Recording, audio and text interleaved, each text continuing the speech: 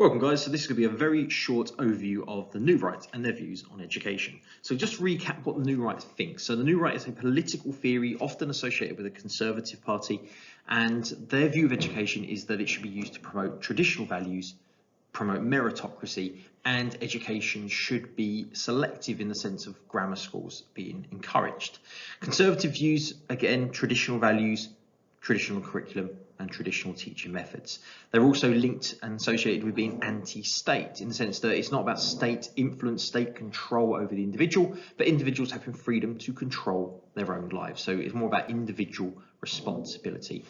That filters into education that parents should be responsible for their successes, students are responsible for their success, and parents should have the option to choose schools for their children.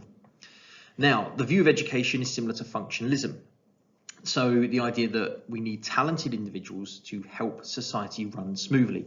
And in their view, education is about producing those individuals to keep society going.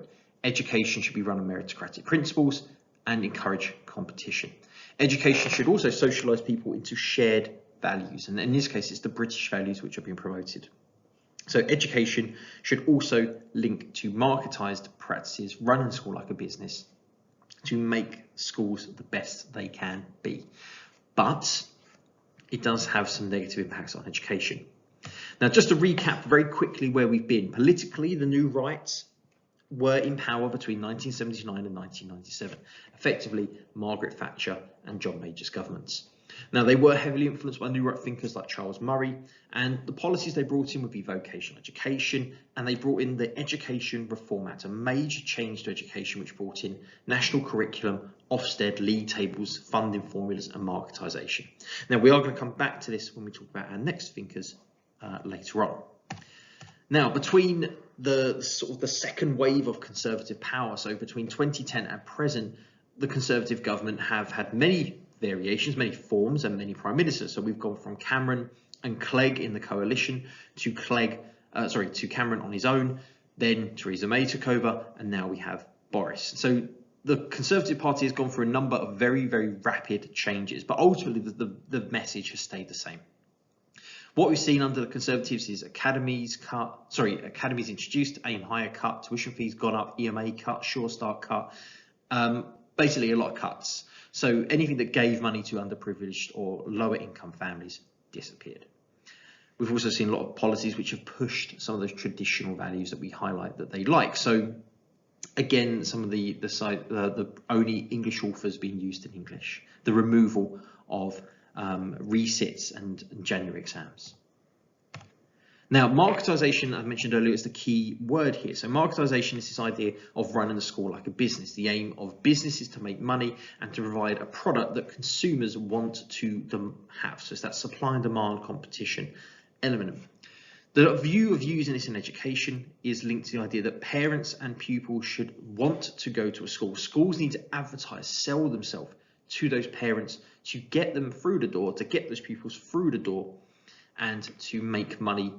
And the way schools make money is through getting good grades. They get their funding from government.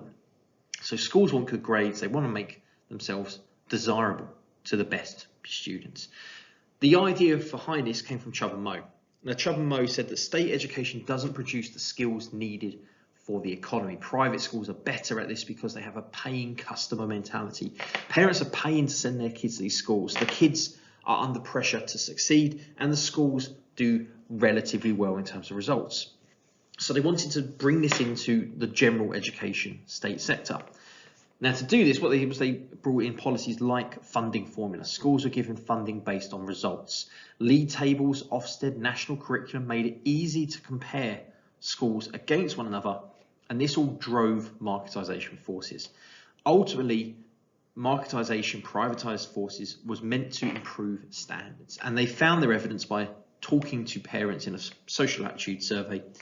And ultimately what it found was that standards do go up generally in places, but ultimately it causes students to underachieve, particularly lower income students who can't get into the schools. Schools don't want them because of their threat to lowering grades, and it created a gap, a division between the rich and the poor. So there we have it. So that's the New Right view of education. It's predominantly Chubb and Moe is the main thinkers. but New Right policy also has a part to play.